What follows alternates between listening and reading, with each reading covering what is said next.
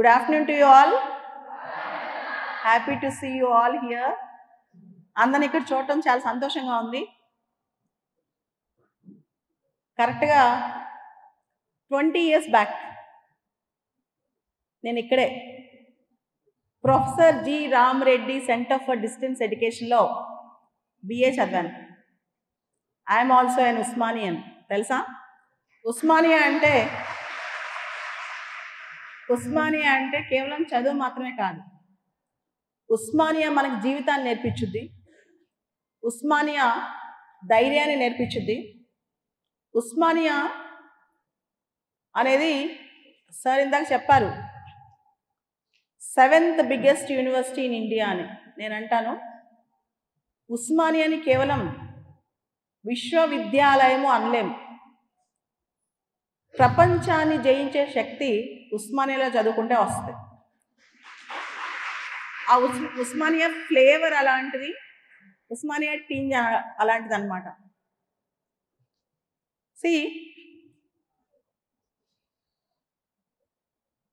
Civil services, competitive exams ఇవన్నీ life కాదు, లైఫ్లో ఒక పార్ట్. నేను ఎందుకు అసలు సివిల్స్ చదువుదాం అనుకున్నానో ఒక్కసారి ముందు మీకు చెప్పాలి. 10th క్లాస్ నేను ప్రైవేట్గా రాశాను. నార్మల్ మార్క్స్ వచ్చాయి. నేను 10th క్లాస్ చదువుతున్నప్పుడు మా ఇల్లు ఉండేది ఫస్ట్ ఫ్లోర్లో. ఒక ఫ్లోర్లో సంవత్సరం పాటు ఆ ఫ్లోర్ కిందకు దిగలేదు. ఓన్లీ 10th క్లాస్ పరీక్షల కోసం మాత్రమే దిగాను. 1 year పాటు ఆ ఫస్ట్ ఫ్లోర్ నుంచి కిందకి వెళ్ళలేదు. కేవలం పరీక్షల కోసం మాత్రం దిగాను. అర్థం చేసుకోండి. సేమ్ మా ఎదురింట్లో ఒక అమ్మాయి ఉండేది. ఆ అమ్మాయి సెయింట్ యాన్ స్కూల్ అని చెప్పి విజయనగర్ కాలనీలో దగ్గరలో చదివేదన్నమాట. ఆ అమ్మాయి 10th క్లాస్, నేను 10th class. 10th class results వచ్చాయి. ఎగ్జామ్స్ రాసేటప్పుడు మా నాన్నగారు ఒక జర్నలిస్ట్. ఆయన ఒక గవర్నమెంట్ స్కూల్లో నాకు పడింది. ఓల్డ్ సిటీలో ఒక గవర్నమెంట్ స్కూల్లో 10th క్లాస్ సెంటర్ అనమాట. నాకేమో క్వశ్చన్ చదువుతున్నాను, ఆన్సర్ రావట్లా. మా నాన్నకు ఒక ఆరాటం, మా అమ్మాయి 10వ తరగతి పాస్ అయితే బాగుండు చెప్పుకోవడానికి ప్రపంచంలో అని చెప్పి దూరం నుంచి అలా ఇక్కడ ఎగ్జామ్ రాస్తున్న కిటీ దగ్గర నించున్నారు. నించుని కొంచెం రాయి, కొంచెం రాయి, కొంచెం రాయి అని చెప్పి చేయి చూపిస్తున్నారు, రాయి రాయి రాయి అని. సో అది నా సిచ్యువేషన్ 10th క్లాస్ చదివేటప్పుడు. మా నాన్న చెప్పినందుకు రాసా, పాస్ అయితే అయ్యాను. కానీ మా ఎదురింటి అమ్మాయికి స్టేట్ ర్యాంక్ వచ్చింది. అప్పట్లో 10th క్లాస్లో స్టేట్ ర్యాంక్లు వచ్చాయి, వాళ్ళ ఫోటోలు పేపర్లో పడాయి. నేను మాత్రం పాస్ అయ్యాను. అందరూ అలా చూశారనమాట. చూడు, ఎదురింటి అమ్మాయికి స్టేట్ ర్యాంక్ వచ్చింది. నేను అసలు ఇంట్లోంచి కింద దిగలేదు కదా ఆ ఇయర్ మొత్తం.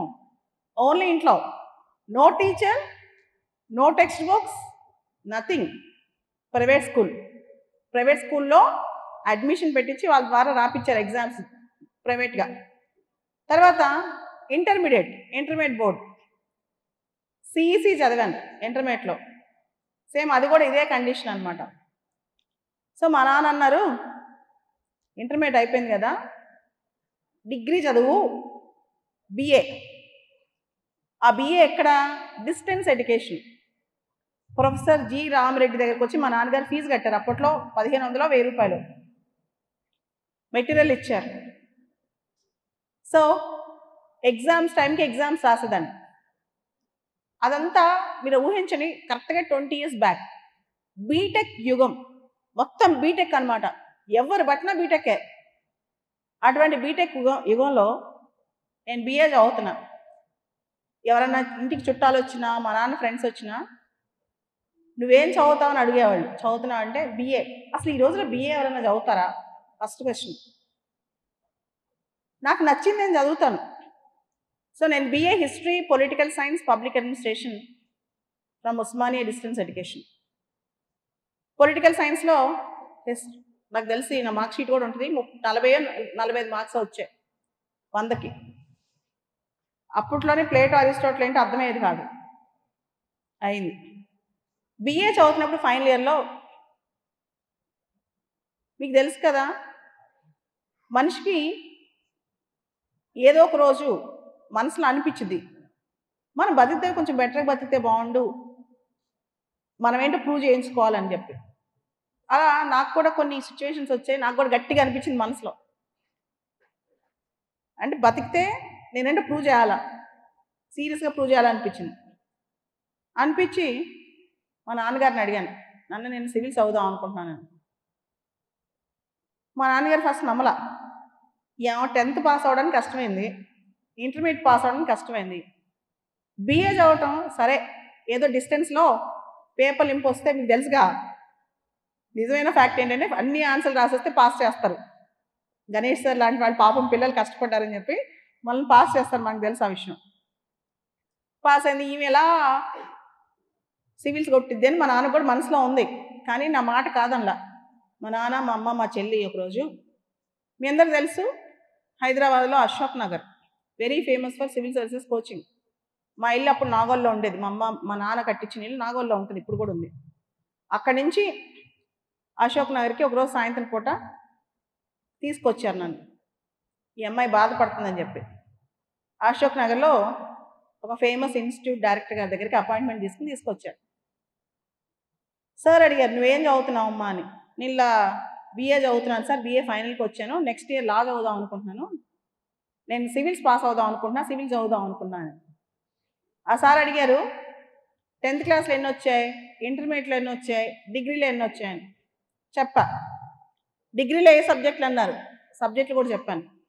ఈ మార్క్స్ బట్టి అమ్మ నువ్వు ఫస్ట్ చిన్న ఎగ్జామ్స్ ఏదైనా పెద్ద ఎగ్జామ్ కష్టం అన్నారు. సో తర్వాత నేను చెప్పేసరికి లేదు సార్ నేను సివిల్సే పాస్ అవుతా అని చెప్పి ఇంటికి వెళ్ళాను. ఈలోపు ఉస్మానియాలో ఎల్ఎల్బి ఎంట్రన్స్ రాశాను అనమాట. ఇక్కడ ఆర్ట్స్ కాలేజ్, మీకు తెలుసు ఆర్ట్స్ కాలేజ్ మెట్లు నాలాంటి వాళ్ళకి ఎంత కష్టం ఎక్కడం. నాకు ఇంకా గుర్తు, మా నాన్నగారు ఇప్పుడు లేరు, చనిపోయారు. నేను ఆర్టిఫిషియల్ లిమ్స్ వేసుకుని ఆ మెట్లు ఎక్కుతూ ఉన్నా, పెద్ద పెద్ద బండలు ఉన్నాయి, చేయి పట్టుకుని జారుతూ ఉంది, అవి పట్టుకుని ఎక్కుతూ ఉన్నా. మీలాగా చాలామంది అప్పట్లో 20 ఏళ్ల క్రితం స్టూడెంట్స్ వచ్చి మీరు కూర్చోండి మేము చైర్లో కూర్చొని చైర్ పైకి ఎత్తామంటే నేను ఎక్కలా, నేను నడుచుకుంటూనే వెళ్ళాను అనమాట. సో వెళ్ళిన తర్వాత ఎల్ఎల్బి పాస్ అయిన తర్వాత ఎల్ఎల్బి స్టార్ట్ చేస్తూ సివిల్స్ రాశాను అనమాట. సివిల్స్ ఎగ్జామ్ అనేది బిఏ చదువుతూ చిన్నప్పుడు మార్క్స్ రాకుండా చాలామంది నమ్మరు సివిల్స్ పాస్ అవ్వగలరా అని. నాకు నా మీద అప్పుడు నమ్మకం లేదు, నిజంగా పాస్ అవ్వగలనా అని చెప్పి. కానీ ఆ ఎగ్జామ్లో ఒక స్మార్ట్నెస్ ఉంటుంది. ఇందాక వైస్ ఛాన్సలర్ గారు మాట్లాడుతూ హార్డ్ వర్క్ అన్నారు. సార్ కొంచెం అడ్వాన్స్గా చెప్తాను, స్మార్ట్ వర్క్. నేను ఎగ్జామ్ పల్స్లో ఆ కసి ఎగ్జామ్ ఎలా చేయాలనే ఉద్దేశంతో ఒక స్మార్ట్ వర్క్ ప్రాక్టీస్ చేశాను. అది నన్ను ఫస్ట్ అటెంప్ట్లో సివిల్స్ పాస్ ఎలా చేసింది. చిన్నప్పటి నుంచి బేసిక్స్ లేవు, ఎన్సీఆర్టీ పుస్తకాలు పెద్దగా అప్పుడు చదవలేదు, పెద్దగా స్కూల్ టీచింగ్ కూడా నాకు లేదు. మరి సివిల్స్ ఎగ్జామ్ పాస్ అవ్వడానికి ఆ టెక్నిక్ ఏంటి మీకు చెప్పాను. ఉస్మానియా యూనివర్సిటీ నా రికార్డ్ కూడా ఉంటుంది, బిఏ తీపిచ్చింది బాలలత అని కొడితే మీకు కూడా వచ్చేస్తుంది. పొలిటికల్ సైన్స్లో జస్ట్ పాస్, సివిల్స్లో కంట్రీ ఫస్ట్ నాకు పొలిటికల్ సైన్స్లో.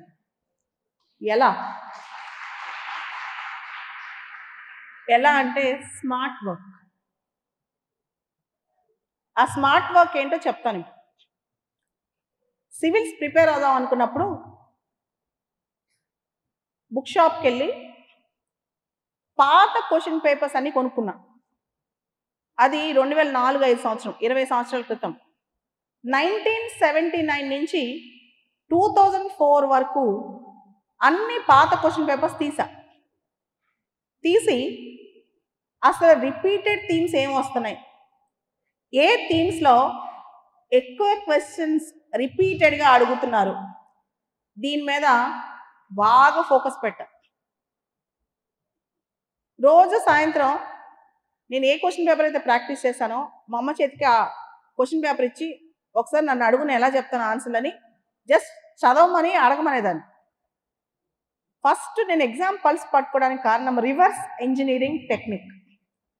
రివర్స్ ఇంజనీరింగ్ టెక్నిక్ అంటే ఆ పాత క్వశ్చన్స్ని తీసుకుని థీమ్స్ ఎక్కడ రిపీట్ అవుతున్నాయి. ఉదాహరణకి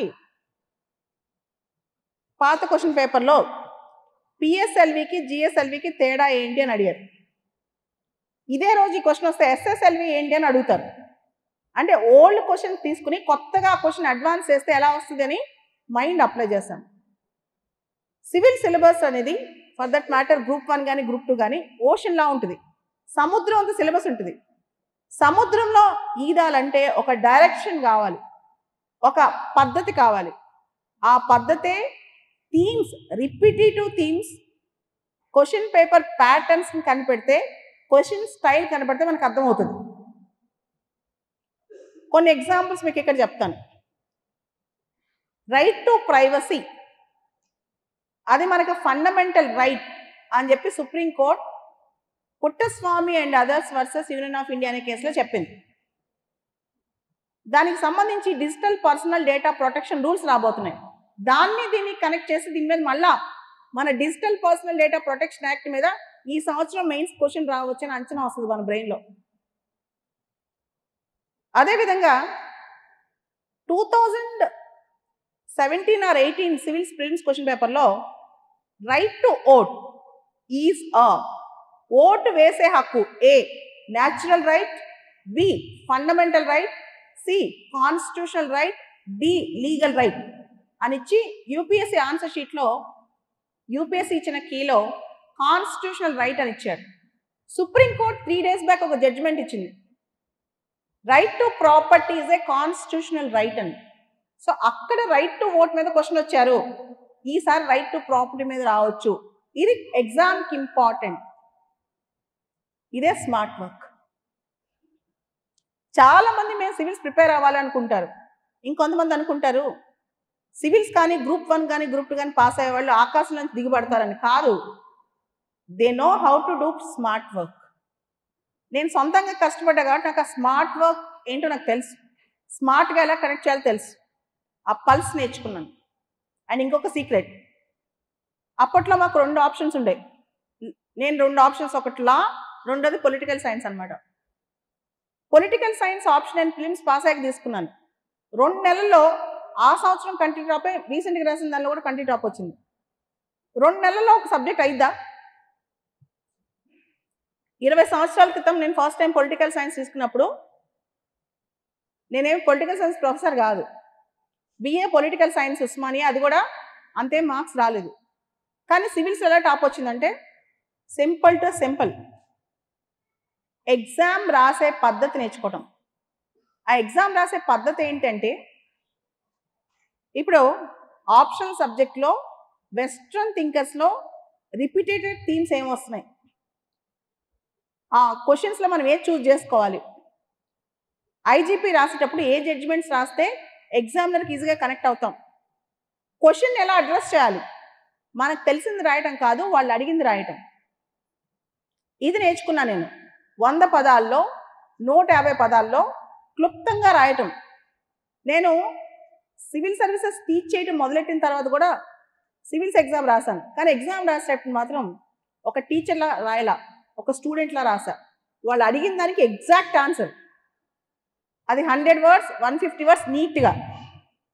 ఇది తెలిస్తే ఎవరైనా సివిల్స్ పాస్ అవ్వచ్చు. సివిల్స్ పాస్ అవడం అనేది ఒక బ్రహ్మ విద్య అయితే కాదు, కానీ పల్స్ తెలియక. మరి చాలామంది రాసిన వాళ్ళు ఎందుకు ఫెయిల్ అవుతారు? మీకు క్వశ్చన్ రావచ్చు, చాలామంది సివిల్స్ రాసిన వాళ్ళు ఎందుకు మరి ఫెయిల్ అవుతారు? ఒక్కటే ఒక రీజన్. నేను గత 20 సంవత్సరాలుగా కొన్ని లక్షల మంది యువత మధ్య ఉన్నాను కాబట్టి, యువత ఒక లక్ష్యం పెట్టుకున్నాక ఎందుకు విఫలమవుతారు అంటే దానికి ఒకటే ప్రధానమైన కారణం, ఇన్కన్సిస్టెన్సీ. ఒకటి పట్టుకున్న తర్వాత 10 రోజులు బాగుంటాం, మళ్ళీ 10 రోజులు దానిలో వీక్ అవుతాం, మళ్ళీ ఒక 10 రోజులు బాగుంటాం, 10 రోజులు వీక్ అవుతాం. నేను మీ అందరికంటే పూర్ స్టూడెంట్ని.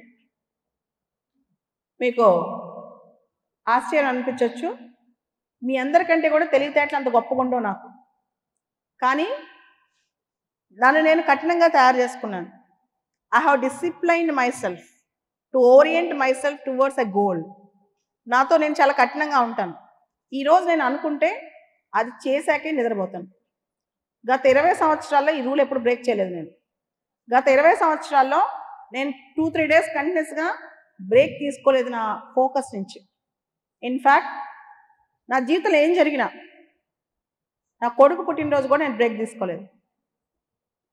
అది నా consistency. Success secret is all about. ఈ సక్సెస్ సీక్రెట్ అంటే తెలివితేటలు కాదు, విపరీతమైన హార్డ్ వర్క్ కూడా కాదు. ఒకరోజు ఒక గంట తగ్గినా, ఒక గంట పెరిగినా కన్సిస్టెంట్గా ఉంటే జీవితంలో నీకు విజయం గ్యారంటీ.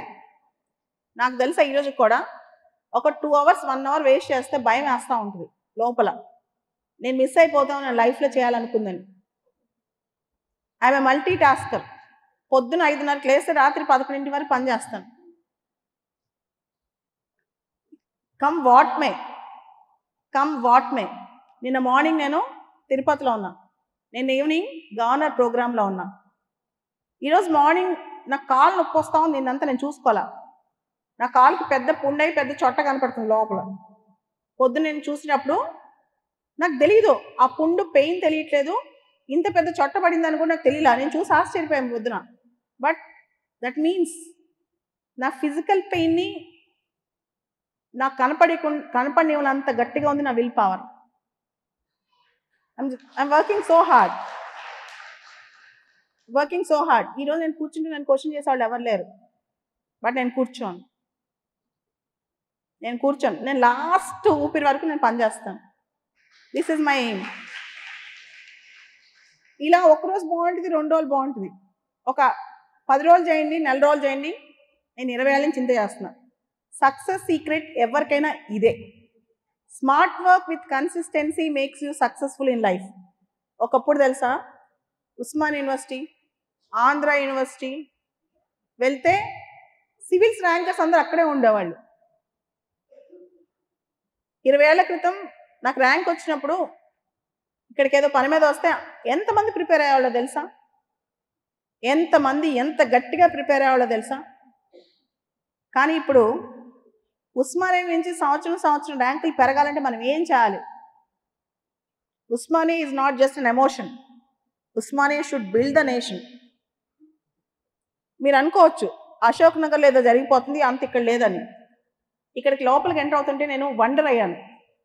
వండర్ కాదు, నేను civil services academy inaugural session అంటే ఒక 20 మంది ఉంటారేమో లోపల. అంత సీరియస్గా ఎవరున్నారు ఈ రోజులో ఉస్మానియాలో? అయినా ఈ యాంబియన్స్ చూసి, అరే ఇదే ప్లేస్ అశోక్ నగర్లో ఉండుంటే మా పిల్లలకి అసలు 24 గంటలు కూర్చోబెట్టి కొట్టి మరీ చదివించేదని అనిపించింది. బికాస్ ఇంత అద్భుతమైన ప్లేస్ కానీ, ఇంత ఫ్లో ఆఫ్ ఎయిర్, ఇంత మంచి యాంబియన్స్ కానీ అశోక్ నగర్లో మీరు ఇరుకు రూములు, ఇరుకు hostels, you are in a luxurious life. తెలుసా మీకు? అది this is a luxury for you.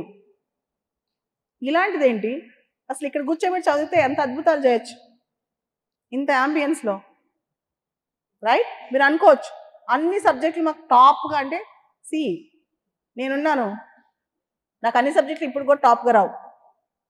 కానీ civil services is not about knowing everything in detail. It's a master of jack of all trades but master of none. Okay, అందుకని ఆ నిరుత్సాహం తీసేసేయండి, ఆ weakness తీసేసేయండి. ఇండిపెండెంట్గా. ఇంకోటి తెలుసా, నాకు ఎవరైనా గాడ్ ఫాదర్ ఉంటే బాగుండు, నాకు ఎవరైనా సపోర్ట్ చేస్తే బాగుండు, నేను లైఫ్లో పైకి వస్తానంటే దానిలో పెద్ద చామ్ ఉండదు. హిన్సైట్ అంటే రెట్రాస్పెక్ట్గా మీరు ఇంట్రాస్పెక్ట్ చేసుకుంటే ఎవరు సపోర్ట్ లేకుండా పైకి వస్తేనే మళ్ళీ కింద పడిపోయినా మళ్ళీ పైకి రాగలరు. కాబట్టి మిగతావన్నీ వదిలేసి మీరు ఏమనుకుంటున్నారు, ఏ లక్ష్యం అనుకుంటున్నారు? అండ్ ఇంకోటి కూడా చెప్తున్నాను, ఇప్పుడు ఐఏఎస్ కోసం ప్రయత్నం చేస్తే అందరూ ఐఏఎస్లో కానక్కర్లా, ఇంకా గొప్పలు కూడా అవ్వచ్చు. ప్రయత్నం చేయకపోతే తప్పు, ప్రయత్నం చేసి ఫెయిల్ అయితే అసలు తప్పే కాదు. There is nothing like success or failure in life. జీవితంలో విజయం అపజయం అలాంటి ఏం లేవు. There is something called flow in life. You know what is flow in life? You know what is a flow? లైఫ్లో సక్సెస్ ఫెయిల్యూర్ కాదు, flow ఉండాలి. Flow అంటే ఆగకుండా నిరంతరం మనం పయనిస్తూ ఉండాలి. That's called flow. అండ్ ఇంకోటి అనుకోవచ్చు, సక్సెస్ అయితే నేను చాలా సూపర్గా ఉంటాను, హ్యాపీగా ఉంటాను.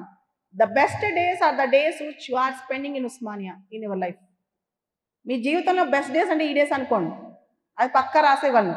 రేపు ఇండియాకి ప్రైమ్ మినిస్టర్ అనేది హ్యాపీగా ఉంటారు మీరు. So enjoy this. ఎంజాయే కాదు, ఈ చదువుని ఫ్రాగ్రెన్స్ ఎంజాయ్ చేయండి.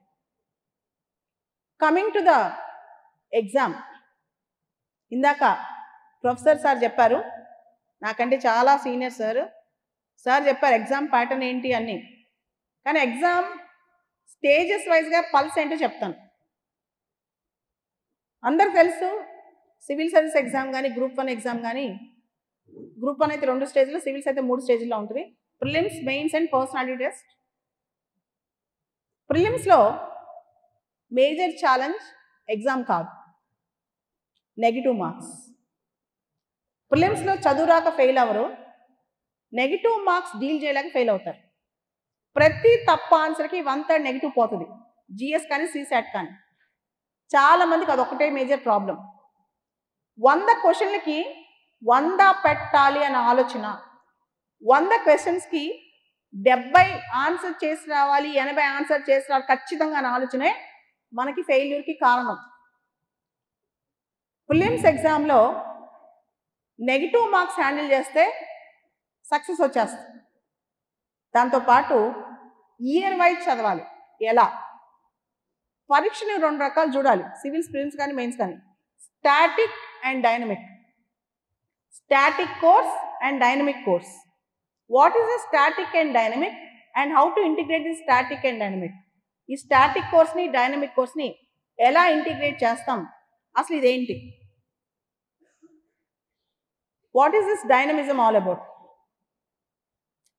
ఈరోజు నిన్న ఒక న్యూస్ ఉంది, చైనా టిబెట్లో భూకంపం వచ్చింది అని చెప్పి. అది డైనమిక్ పార్ట్. అసలు భూకంపాలు, what is an ఎపీ centre, what is focus,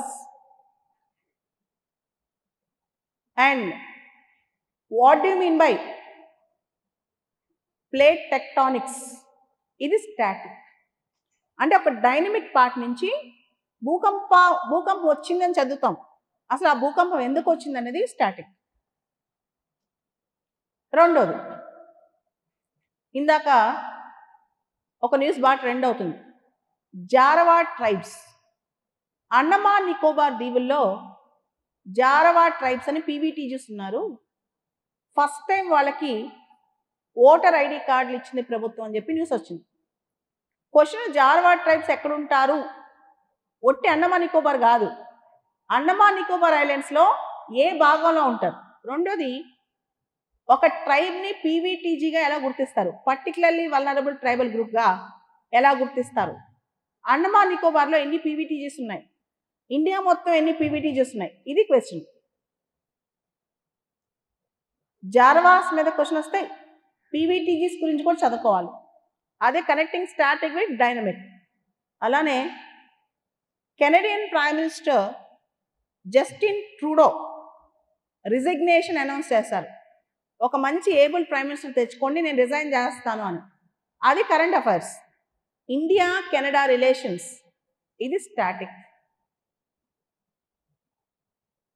okay, Elon Musk always is in news. Starlink project, Neuralink project. ఉదాహరణకి న్యూరాలింక్ ప్రాజెక్ట్లో మనిషి బ్రెయిన్లో చిప్. ఇప్పటి వరకు ఆ చిప్ దేనికంటే, పారాప్లెజిక్ పేషెంట్స్ ఉంటారు కదా, వాళ్ళకి మోటార్ న్యూరాన్. ఇప్పుడు నేనున్నాను, నేను ఈ మెట్లు దిగాలి, ఒక రోబో వచ్చి నాకు హెల్ప్ చేస్తుంది. కానీ నా మైండ్లో ఏది ఉందో ఆటోమేటిక్గా రోబోకి తెలిసిపోద్ది, ఇప్పుడు బాలలత మెట్లు దిగాలనుకుంటుందని. నాకు వాటర్ కావాలి, నా చేయి అందట్లేదు, రోబో వచ్చి నాకు వాటర్ ఇస్తుంది. ఆ చిప్ తెలిసిపోద్ది నా బ్రెయిన్లో న్యూరాన్స్ని బట్టి. ఇప్పటి వరకు న్యూరాలింక్ ప్రాజెక్ట్ కేవలం దానికి సంబంధించే. భవిష్యత్తులో అంట ఆ చిప్ పెట్టేస్తే మనిషి బ్రెయిన్లో ఏం జరుగుతుందో కూడా తెలుస్తుందంట. ఉదాహరణకి మీరు అనుకుంటున్నారు, ఏమో స్పీచ్ మాకు బోర్ కొడుతుందని, నాకు తెలిసిపోద్దంట. మీ మైండ్లో అనుకున్నారనుకోండి, అది కూడా నాకు తెలుస్తుంది. ఎలా ఉంటుంది మనిషి మైండ్లో ఏమనుకున్నారో కూడా బయటికి తెలిస్తే? మన బ్రెయిన్లో ఏం జరుగుతుందో, మన గురించి ఎదుటి వాళ్ళు ఏమనుకుంటున్నారో బయట తెలిసిపోతూ ఉందనుకోండి, అసలు ఎలా ఉంటుంది? మనకు అక్కడ కూడా ప్రైవసీ లేదనమాట, రైట్? ఇంటర్నల్గా కూడా మనకు ప్రైవసీ లేదంట. సో అలాంటి కొత్త టెక్నాలజీస్ వచ్చేస్తున్నాయి, వీటి మీద క్వశ్చన్స్ వస్తాయి.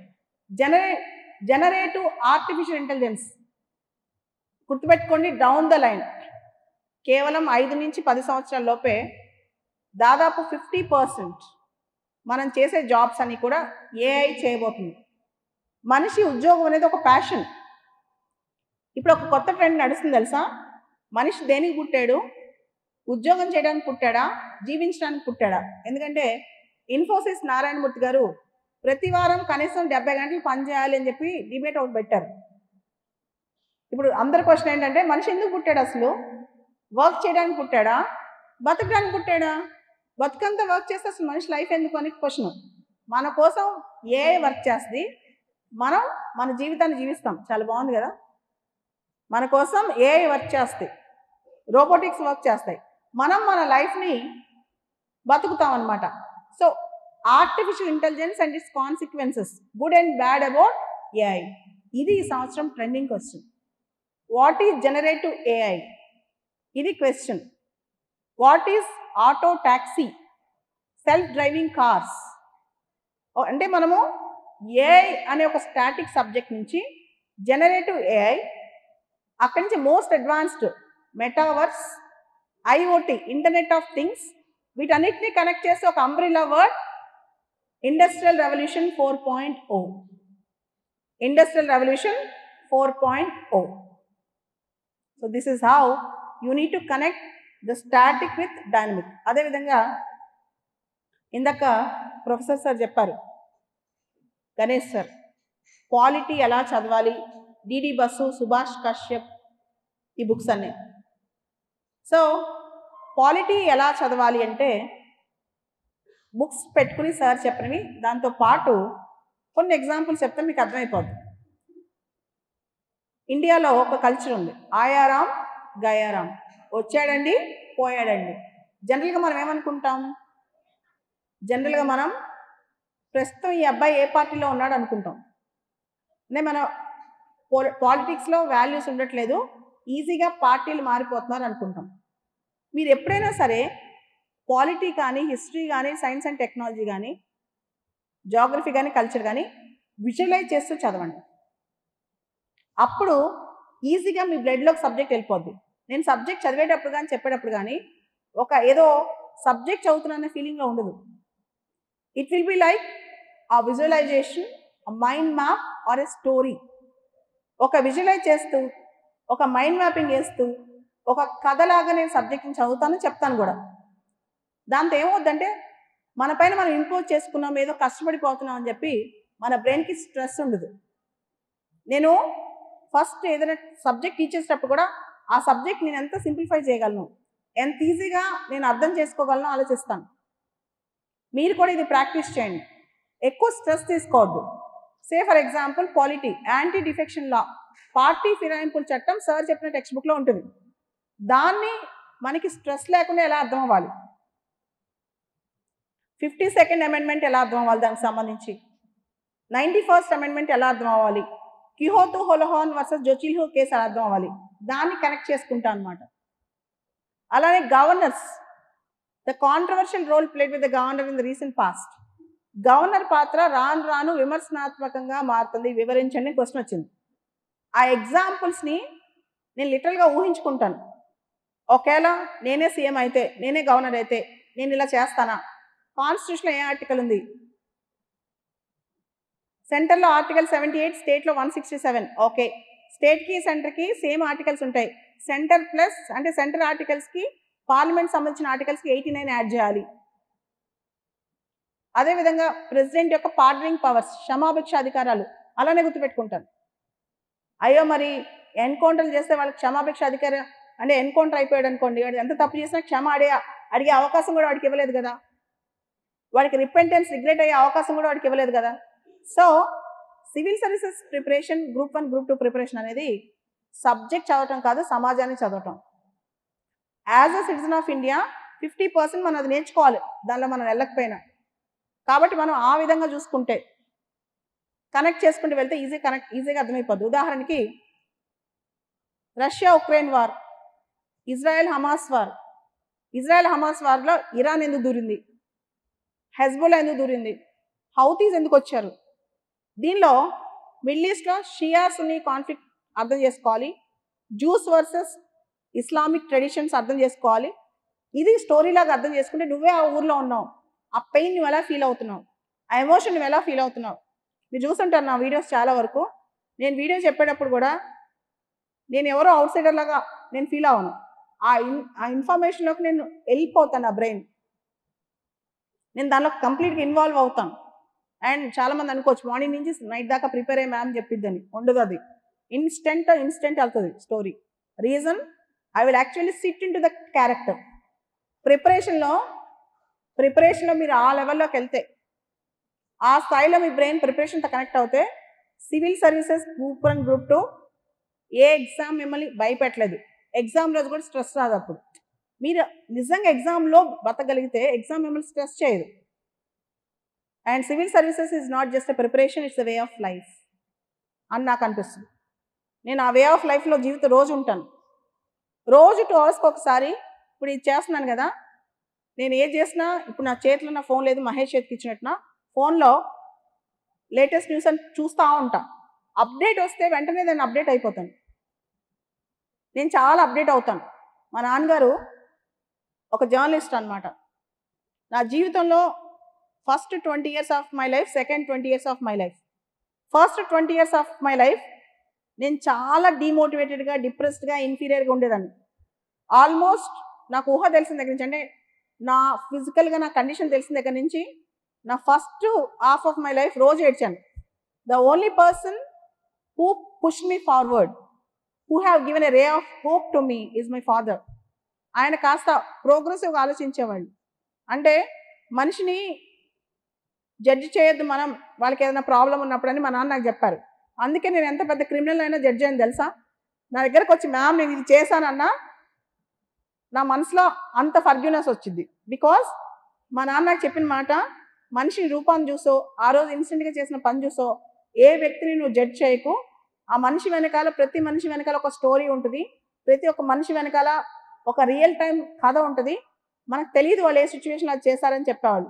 అలానే మా నాన్నగారు ఒక మాట చెప్పేవాళ్ళు, always live like a live current, not like a dead current. అంటే నువ్వు అప్డేట్ కాలేకపోతే డెడ్ అయిపోయినట్లు లెక్క అని చెప్పేవాళ్ళు. ఆ సూత్రం నేను ఈరోజు కూడా పాటిస్తానమాట. నేను నైట్ 1 వరకు చదువుతాను. నేను నా పని అయిపోయాక 11 o'clockకి 11 to 1 ఎవ్రీడే చదువుకోకుండా నిద్రపోను. నేను చదువుకోకుండా పడుకుంటే నాకు నిద్ర పట్టదు, యాంగ్జైటీ వస్తుంది మైండ్లో. So everyday I read. రోజుకి కరెంట్ అఫైర్స్ లైవ్లో అప్డేట్ చూస్తూనే ఉంటాను నేను. కాబట్టి I have that confidence that I can handle any subject. ఎక్కడ ప్రాబ్లం వద్దంటే కంపైలేషన్ చదవాలా, 1 year బ్యాక్ నుంచి ఎలా చదవాలి, ఇవన్నీ ఎప్పుడు డౌట్లు వస్తాయంటే మనం అప్డేట్ కాకపోతే వస్తాయి. మీరు ఒక చాయిస్ తీసుకున్న తర్వాత నేను గ్రూప్ 1 అవ్వాలనుకుంటున్నా, సివిల్స్ అవుదాం అనుకుంటున్నా, లేదా ఒక టీచర్ జాబ్ కొట్టాలనుకున్నా, ఏదైనా సరే దానికోసం మీరు ఏం చేస్తున్నారు ఇంపార్టెంట్. ఏం తెలుసా యూత్ అంతా, ఏ పుస్తకాలు బాగుంటాయి, ఏ టీచర్ బాగా చెప్తారు, ఎప్పుడు నోటిఫికేషన్ వచ్చింది, దీని చుట్టూ తిరుగుతారు. కానీ అసలు ఎగ్జామ్లోకి వెళ్ళరు. అదే మేజర్ ప్రాబ్లం. అండ్ నాకు తెలుసు మన వాళ్ళందరికీ చాలా శక్తి ఉంది, చాలా పవర్ ఉంది, కానీ టైం వేస్ట్. ఎంతసేపు చదువుతారో అంతకంటే ఎక్కువ టైం వేస్ట్ చేస్తారు. ఎంతసేపు చదువుతారో అంతకంటే ఎక్కువ డిప్రెషన్ లోన్ అవుతారు. అంటే అవుతుందా, నోటిఫికేషన్ ఎప్పుడు వచ్చిందా. నా దగ్గరికి ఎంతమంది వస్తారు తెలుసా, మ్యామ్ నెక్స్ట్ నోటిఫికేషన్ ఎప్పుడు వస్తున్నాటానికి. అసలు నోటిఫికేషన్ వస్తే మనం పరీక్ష రాయడానికి రెడీగా ఉన్నామా? పరీక్ష క్యాన్సిల్ చేశారు అనుకుందాం, మళ్ళీ పెట్టారు అనుకుందాం, అసలు రాయడానికి రెడీగా ఉన్నామా? తీసుకునే 200 మందిలో 300 మందిలో మనం ఉంటామా? దాని గురించి ఆలోచించాం. ఎగ్జామ్ నోటిఫికేషన్ మార్చిలో వచ్చింది అనుకుందాం, మనం రెడీయా? టాప్ 100లో ఉంటామా? అలా ఉండాలంటే తెలంగాణలో ప్రతిరోజు ఈరోజు నేను పడినంత ఫోకస్ చేసినంత ఎవరు ఫోకస్ చేయలేదని ఒక 6 నెలలు ఏ పరీక్ష మీద ఫోకస్ చేయండి. తర్వాత మిమ్మల్ని మీరు క్వశ్చన్ చేసుకోండి, నోటిఫికేషన్ ఎప్పుడు వచ్చింది ఇదంతా. ఒక 6 months ఫస్ట్ ఒక పరీక్ష మీద మీరు ఏదైతే అనుకుంటారో దాని మీద 100% ఫోకస్ చేసి చూడండి. అప్పుడు మీకు క్లారిటీ వస్తుంది. కాబట్టి ఎగ్జామ్ ఎప్పుడు జరిగిద్ది, నోటిఫికేషన్ ఎప్పుడు వస్తాయి, మనం ఏం చేయాలి, ఎవరెవరో చెప్పిన మాటలు వింటారు పక్కన పెట్టేసి మన పైన మనకి rework on yourself, reorient yourself, redraft yourself. మిమ్మల్ని మీరు కొత్తగా ఇన్వెంట్ చేసుకోండి. సో ఇంకొకటి చెప్తా, ఇది నేను రోజు రెగ్యులర్గా ఫాలో అయ్యే మెకానిజం.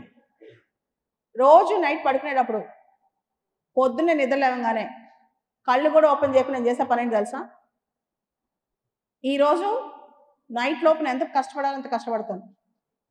ఈరోజు నాకు ఎంత పెద్ద ఛాలెంజ్ వచ్చినా నేను పాజిటివ్గా తీసుకుంటాను. ఈరోజు నాకు కోపం రాదు, చిరాకు రాదు. ఈరోజు I will be the best version of my self. నేను నా బెస్ట్ వర్షన్గా పనిచేస్తాను.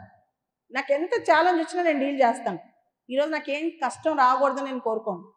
ఎంత పెద్ద కష్టం వచ్చినా నేను దాన్ని తట్టుకుంటాను, గట్టిగా కోరుకుంటాను, తట్టుకుంటాను. So that gives you lot of energy. మీరు కూడా ఎవ్రీడే మార్నింగ్ ఒక 10 నిమిషాలు, night last 2-3 minutes subconscious just ఇంక నిద్రపోతున్నప్పుడు ఒక్కసారి మీ డ్రీమ్ ఏంటో ఒకసారి విజువలైజ్ చేసుకోండి. ఆ డ్రీమ్లో నాకు ఈ డ్రీమ్ ఉందని కాదు, ఆ డ్రీమ్లో రియల్ క్యారెక్టర్ కలెక్టర్ అవుదాం అనుకున్నారు, కలెక్టర్ అయ్యి సంతకాలు పెడుతున్నట్టు నిజంగా జరుగుతుందని ఊహించుకుని నమ్మండి దాన్ని. Believe that your dream have come true. ఇది నాకు మిరాకిల్ ఏం తెలుసా, మీరు నమ్మరు. Though it is superstitious, though it is hypothetical, this have come to me as a truth. What ever I have dreamt of, what ever I have lived in my dreams, I have achieved in real life. మీకు ఇది ఫస్ట్లో కష్టం అనిపిస్తుంది, కానీ చేసి చూడండి. దీనివల్ల చాలా పాజిటివిటీ, చాలా స్ట్రెంగ్త్ మీకు వస్తుంది. ఓకే, కమింగ్ టు ఇందాక ప్రొఫెసర్ గణేష్ సార్ చెప్పారు, interview is all about communication skills. మన తెలుగు కుటుంబాల ప్రాబ్లం ఏంటి తెలుసా, ఎక్కువ మాట్లాడితే తక్కువ మాట్లాడని చెప్తా ఉంటారు ఇళ్లలో. నేను నార్త్ ఇండియాలో కొన్ని మాక్ ఇంటర్వ్యూస్కి ప్యానల్లో వెళ్ళినప్పుడు సబ్జెక్ట్ తక్కువ ఉంటుంది, వాళ్ళ దగ్గర మాటలు ఎక్కువ ఉంటాయి. మన దగ్గర సబ్జెక్ట్ ఎక్కువ ఉంటుంది, మాటలు తక్కువ ఉంటాయి. ఎందుకు తక్కువ మాట్లాడతాం? అండ్ మన దగ్గర యూత్కి ఇంకోటి, మన ఎదురుగా ఎవరున్నా సరే మనకంటే తెలుగులోనే మన యూత్ అనుకుంటారు. పెద్దవాళ్ళ గౌరవం మంచిదే, కానీ మనం అసర్టివ్గా ఉండటంలో తప్పులేదు. మన అభిప్రాయాలు చెప్తే కరెక్ట్గా చెప్తే తప్పులేదు. వాళ్ళని అగౌరవపరచకుండా, డిస్రెస్పెక్ట్ చేయకుండా అభిప్రాయాలు చెప్పడం నేర్చుకోండి. అండ్ లాంగ్వేజ్ రిఫైన్ చేసుకోండి. దీనికి మీరు ఒక టెక్నిక్ చెప్తాను. అందరి దగ్గర ఇప్పుడు సెల్ ఫోన్స్ ఉన్నాయి. రోజు ఏదో ఒక చిన్న టాపిక్ చదివి మీ సెల్ ఫోన్ మీ ఫ్రెండ్కి ఇచ్చి మీరు ఆ టాపిక్ చెప్పి రికార్డ్ చేయించుకోండి. ఎవ్రీడే ఒకసారి చూడండి ఆ రికార్డ్, నెక్స్ట్ రోజు పొద్దున. ఎవ్రీడే ఇది 6 months చేస్తే ఒక 6 నెలలకి 50% ఇంప్రూవ్మెంట్ వస్తుంది మీలో. కానీ చాలామంది 2 రోజులు చేస్తారు, మానేస్తారు. చెప్పాను కదా, the only thing that makes a difference is consistency. సక్సెస్కి ఫెయిల్యూర్కి మధ్య ఒకే ఒక్క తేడా, అది కన్సిస్టెన్సీ. నాకు అది తెలిసే నాతో నేను చాలా కఠినంగా ఉంటాను. నాకేం తెలియదు, ఇంకా నా బాడీలో ఏం జరుగుతుందో ఏం జరుగుతున్నా నాకు సంబంధం లేదు. నేను వర్క్ చేయాలంటే వర్క్ చేస్తాను. I'm made for that. ఎందుకు తెలుసా, నాకు భయం, తెలియని భయం మనసులో. తర్వాత నాకు ఛాన్స్ దొరుకుతేమో ఇలా బతకడానికి, ఇన్ని గంటలు కూర్చునేదానికి నాకు ఓపిక పోద్దేమో, ఇంత కష్టపడటానికి నాకు ఇంక కొన్ని రోజుల తర్వాత పడలేనేమో, my days are counted, my days are numbered అని భయం వేస్తూ ఉంటుంది. అందుకని ఉన్న రోజుల్లో మాత్రం చాలా వైబ్రెంట్గా బతకాలి, చాలా ఇంటెన్స్గా బతకాలనుకుంటాను. సేమ్ ఇదే టెక్నిక్స్ మీకు కూడా వర్తిస్తాయి. అందరు చెప్తారు, ఈ రోజులో ఇంటర్నెట్ ఓపెన్ చేస్తే సబ్జెక్టులు అన్నీ వస్తాయి. ఇందాక మనం డిస్కస్ చేస్తున్నాం ఏ సబ్జెక్ట్ ఏంటి అని చెప్పి. సబ్జెక్టులు మీకు అందుబాటులో లేదు అనుకోవడం ఒక భ్రమ. మీకు తెలుసు ఆ విషయం. నాలాంటి వాళ్ళు కొన్ని 100 మంది యూట్యూబ్లో వీడియోలు పెడుతున్నారు, అప్డేట్ రాగానే పెడుతున్నారు. పెట్టట్లేదా? నిజం చెప్పండి. సివిల్ సర్వీసెస్ ప్రిపరేషన్ అనేది, గ్రూప్స్ ప్రిపరేషన్ అనేది పాత రోజుల్లోకి ఇప్పటికీ చాలా తేడా వచ్చేసింది. Everything is in single mobile. మా అప్పుడు ఇంటర్నెట్ కూర్చుని ఆన్లైన్లో వెబ్సైట్లు చూసుకుని చదివే సిస్టమ్ ఉండేది కదా. ఇంటర్నెట్ కావాలంటే ఎక్కడికి రోడ్డు మీదకి వెళ్ళాలి. మీరు మీ చేతిలో మొబైల్, ఏ సబ్జెక్ట్ లేదు మీ చేతిలో చెప్పండి. రెండోది, చాలామంది అంటారు మా దగ్గర డబ్బులు లేవు సివిల్స్ ప్రిపేర్ అవ్వడానికి. సివిల్స్కి డబ్బులకి ఏం సంబంధం? మిమ్మల్ని కోచింగ్ తీసుకునే సివిల్స్ పాస్ అవ్వమని ఎవరు చెప్పారు? ఇంత ఫ్రీ కోచింగ్ ఇక్కడ ఉంది కదా. ఒకవేళ నిజంగా డబ్బులు లేవు, డబ్బులు లేకపోతే కోచింగ్ లేకపోతే సివిల్స్ అవ్వదా? అంత రాంగ్ పర్సెప్షన్స్, అప్రిహెన్షన్స్, ఓన్లీ భయాలు. అవన్నీ పక్కన పెట్టి మిమ్మల్ని మీరు మౌల్డ్ చేసుకుంటే, మీ రెస్పాన్సిబిలిటీ మీరు తీసుకుంటే సివిల్స్ పాస్ అవుతారు, గ్రూప్ 1 పాస్ అవుతారు, గ్రూప్ 2 పాస్ అవుతారు, ఏ కాంపిటేటివ్ ఎగ్జామ్లో పాస్ అవుతారు. దానికి నా రెస్పాన్సిబిలిటీ నేను తీసుకున్నాను. నా లైఫ్లో నన్ను తప్ప ఎవరిని బ్లేమ్ చేయను, ఏ కారణానికి బ్లేమ్ చేయను. సో ఐ ఆస్క్, నేను గణేష్ సార్, మీ వైస్ ఛాన్సలర్ గారు, అందరికన్నా ముఖ్యంగా civil services academy Osmania university director Konda Nageshwara garu sir, actually నిన్న ఈ ప్రోగ్రాం పెట్టాల్సింది. సార్ నాకు ఫోన్ చేస్తే, సార్ నిన్న ఆల్రెడీ ఎప్పుడో తిరుపతి ఒక ప్రోగ్రామ్ స్పీచ్ ఉంది, ఎప్పుడో అది మొత్తం ఆర్గనైజ్ అయిపోయింది సార్ అంటే, నా కోసం సార్ మార్చారు మీ ఇంట్రెస్ట్ కొద్ది. సో ఇంత మంచి సెటప్ మీకు ఇక్కడ ఉంది కాబట్టి నా కోరిక ఏంటంటే, రాబోయే సంవత్సరాల్లో ప్రతి సంవత్సరం ఉస్మానియా నుంచి ఒక సింగిల్ డిజిట్ రావాలి.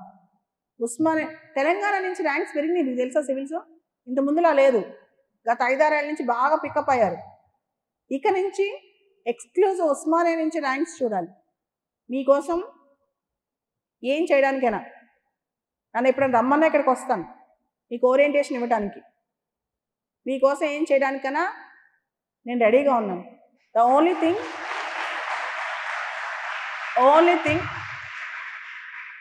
మీరు ఆ ఓరియంటేషన్ రావాలి. ఒక్కరోజు నేను చదువుతా, ఒక్కరోజు మోటివేషన్తో ఉంటాను, మళ్ళీ 10 రోజులు ఖాళీ అవుతాను.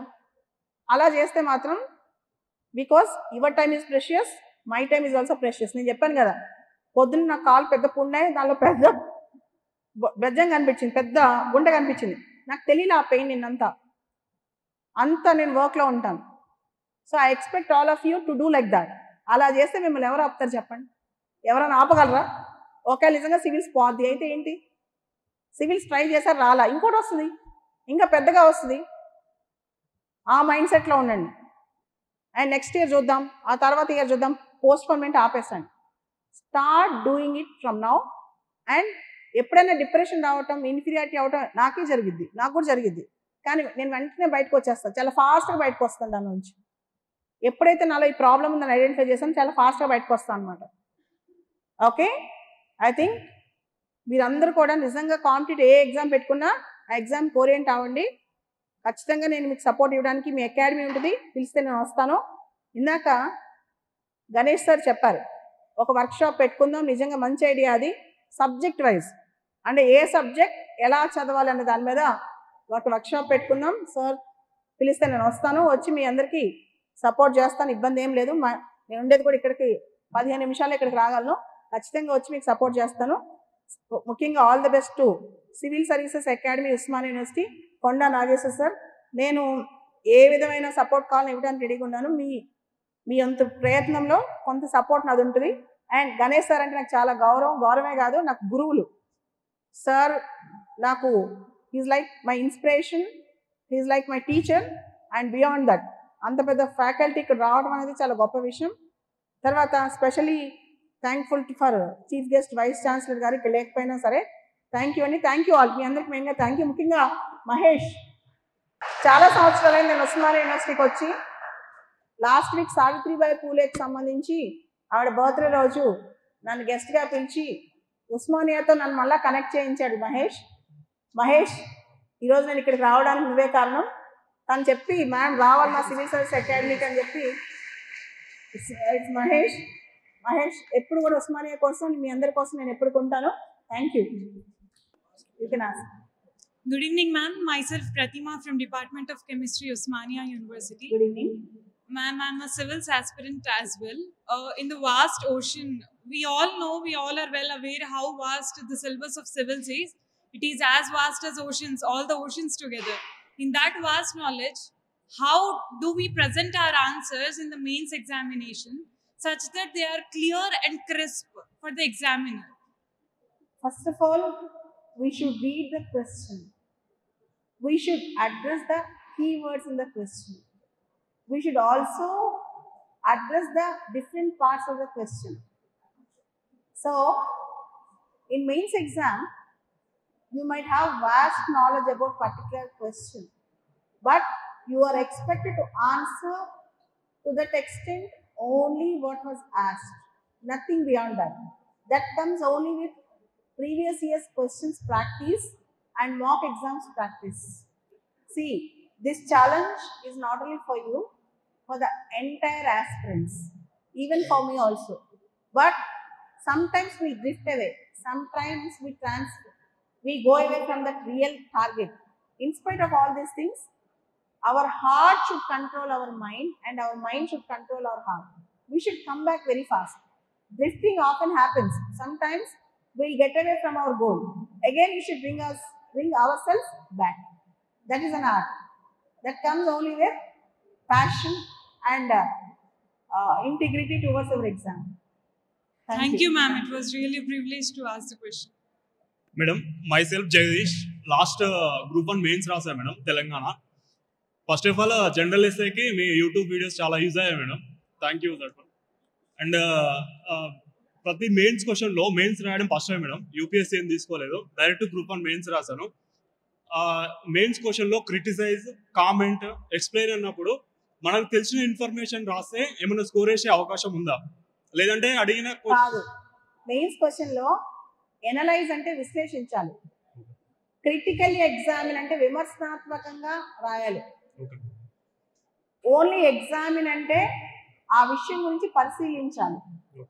అలా క్వశ్చన్ బట్టి రాయాలి, మనకు తెలిసింది కాదు, వాళ్ళు అడిగింది రాయాలి. ఉదాహరణకి 1857 తిరుగుబాటు ఎందుకు జరిగింది అంటే ఎందుకు జరిగిందో రాయాలి, అంతేగాని దాని యొక్క కారణాలు రాయకూడదు, అంటే దాని యొక్క పర్యవసానాలు రాయకూడదు. What are the consequences of 1857 revolt అంటే వై ఇట్ హ్యాపెన్ అని రాయకూడదు. క్వశ్చన్లో ఏమడిగితే అదే రాయాలి. దాంతోపాటు introductions, conclusions important. Good evening, ma'am. Good evening. My name is Harshavardhan from MA Psychology. Okay. I feel so blessed to talking with you, ma'am. Thank you. Ma'am, my basic question is like starting with beginners. Do we have to read NCERTs of all subjects in a row, or NCERT books are not mandatory. You need not read each and every book. okay. If you can understand the concept, it is enough. It is not compulsory that you need to complete all 40 to 45 NCERTs. Around 15 to 20 NCERTs is enough. Nothing more than that. If you are 21, 22, slow lo chadivali. 21, ma'am. Slow lo chadivali. Inkokati, quality NCERTs అన్ని చదవాల్సిన అవసరం లేదు. ఒకటి రెండు చదివితే చాలు.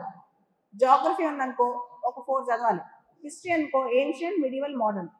So based on the subject you need to deal with NCERTs. అన్ని సబ్జెక్టులు అవసరం. ఒక సబ్జెక్ట్ నువ్వు చాలా కంఫర్ట్ అనుకో, ఆ సబ్జెక్ట్ NCERT చదవకుండా డైరెక్ట్ టెక్స్ట్ బుక్ వెళ్ళొచ్చు. When you are kid, if you are 17, 18 years old, then complete all the NCERTs, then go for the standard textbooks. If you are grown up, 21, 22, so you can go to the standard books along with NCERTs. Thank you. అర్థమైందా? అర్థమైంది. మీరు చాలా చిన్న వయసులో start చేస్తే first NCERTs complete చేశాక standard book వెళ్ళాలి.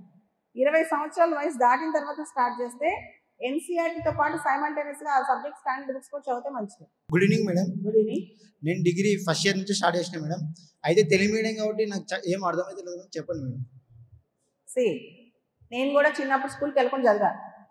Dictionary పక్కన పెట్టుకో, హిందూ పేపర్ పక్కన పెట్టుకో, ఇండియన్ ఎక్స్ప్రెస్ పేపర్ పక్కన పెట్టుకో, రోజుకి 10 మీనింగ్స్ రాయి, 10 సెంటెన్స్ రాయి.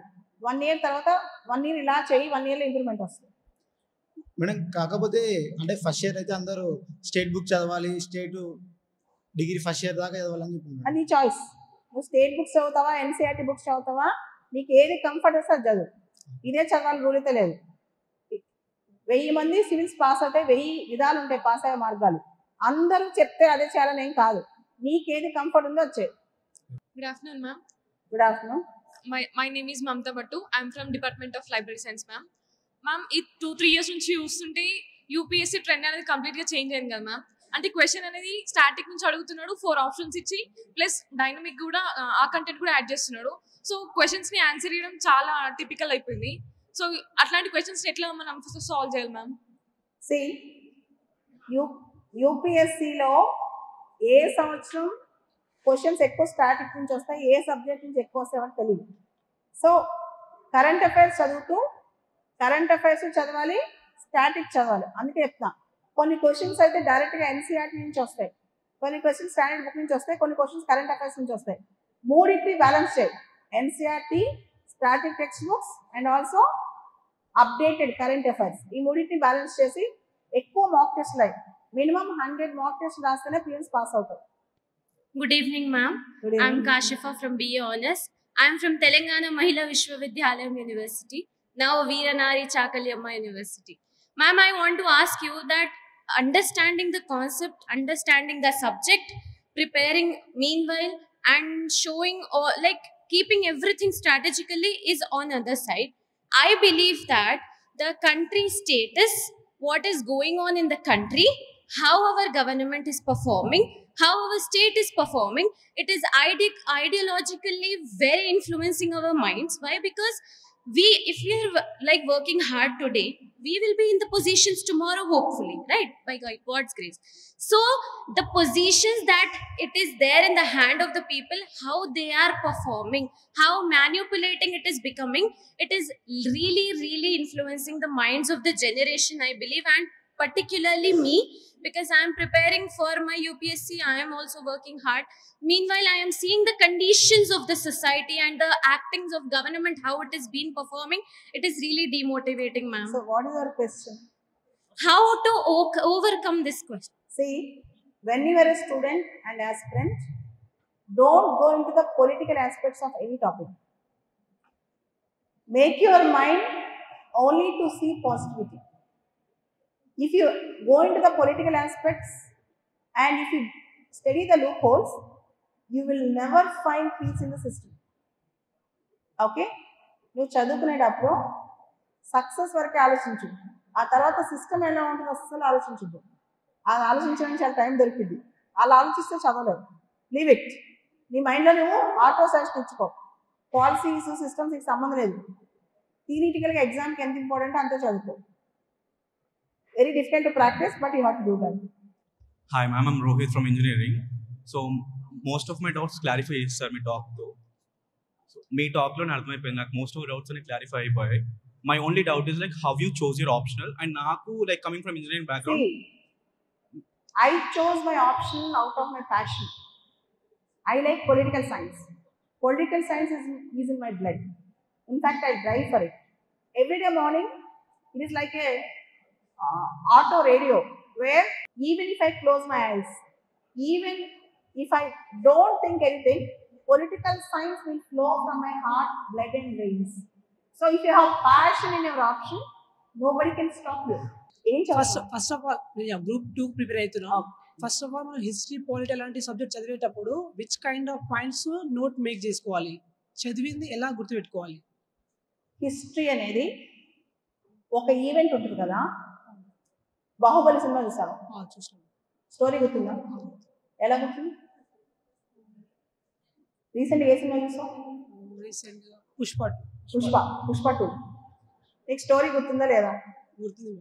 మరి హిస్టరీ ఎందుకు మర్చిపోతాం? అర్థమైందా నీకు? When you take interest, when you picturize, if you visualize the things you never forget. నేను హిస్టరీ చదువుతున్నా, పాలిటీ చదువుతున్నా, నేను విజువలైజ్ చేసుకుంటాను, నా బాగా గుర్తుంటుంది. నువ్వు కూడా టెక్నిక్ ట్రై చేయి. నోట్స్ చేస్తూ mind maps, flow charts, diagrams, visualization, mind mapping and more importantly picturization, ఇవి చేస్తే సక్సెస్ వచ్చింది. మేడం, ద హిందూ పేపర్ని ఎలా చదవాలి మేడం? ఏ paper? The Hindu paper. The Hindu paper madam. Hindu paper ఎలా చదవాలి? First page, centre page, international page and more importantly sports page. Centre పేజ్లో editorial, lead article, second editorial compulsory చదవాలి. ఫస్ట్ పేజ్లో హెడ్లైన్స్ చదవాలి, కేవలం చదవటం కాదు, నోట్స్ చేసుకోవాలి, అట్లాస్ పక్కన పెట్టుకుని ఎక్కడున్న కంటెంట్ చూసుకోవాలి, ఆ ఏరియాస్ మ్యాపింగ్. దాంతోపాటు డిక్షనరీ పక్కన పెట్టుకుని ప్రతి దానికి మీనింగ్ తెలుసు రాసుకుంటూ పేపర్ చదవాలి. పేపర్ చదవటం అంటే 4 గంటలు పడుతుంది రోజుకి. నేను ఫస్ట్లో మీలాగా స్టూడెంట్గా ఉన్నప్పుడు రోజుకి 4 గంటలు పేపర్ చదివేదాన్ని, ఇప్పుడు గంట, అప్పుడైతే 4 గంటలు. Good evening, ma'am. Good evening. I'm from Nizam College. Nizam College. You have come from Nizam College. Yes, Okay. ma'am. Because for you, you are always my motivation, ma'am. I always see your videos in YouTube. Yesterday only I've seen one video that you are saying that you shouldn't get అంచంచలమైన మనసుతోని ఎప్పుడు ఒకటే goal మీద ఉండాలి అని చెప్పారు. I still remember that. When I was in my inter second year, ma'am, I listened your video once. అప్పటి నుంచి college లో రోజు మొత్తం మార్నింగ్ నుంచి వెళ్ళే వరకు చదువుకుంటూనే ఉండే. నాకు కాలేజ్ అయ్యే తర్వాత కూడా సెకండ్ ఇయర్ లో చాలా బాగా మార్క్స్ వచ్చాయి ma'am, and I was the topper on that time. ఇక్కడ వచ్చేసి I have one doubt ma'am, you told like simplified manner లో చదవాలి అని. Like there will be a big paragraphs ma'am, how we need to make it so simplify? See ఒక 20 pages notes ని 1 page synopsis చేసుకో. 20 pages notes ని 1 page synopsis. Only important points, that's called simplification. ఏదైతే keywords ఉంటాయో key points ఉంటాయి. ఉదాహరణకి నేను video చూస్తున్నాను కదా, ఒక ఫుల్ ఆర్టికల్ నేను 5 minutes చెప్తాను తెలుసా. ఒక మొత్తం ఇష్యూని ఒక 3 minutes, 4 minutes, 5 minutes చెప్తానా. నువ్వు ఆ విధంగా ఒక కంప్లీట్ కంటెంట్ని ఒక 5 నిమిషాల్లో చదివే విధంగా సినాప్సిస్ నోట్స్ చేసుకో ఈరోజు నుంచి. అది ప్రాక్టీస్ చేస్తే అయిపోతుంది. ఓకే.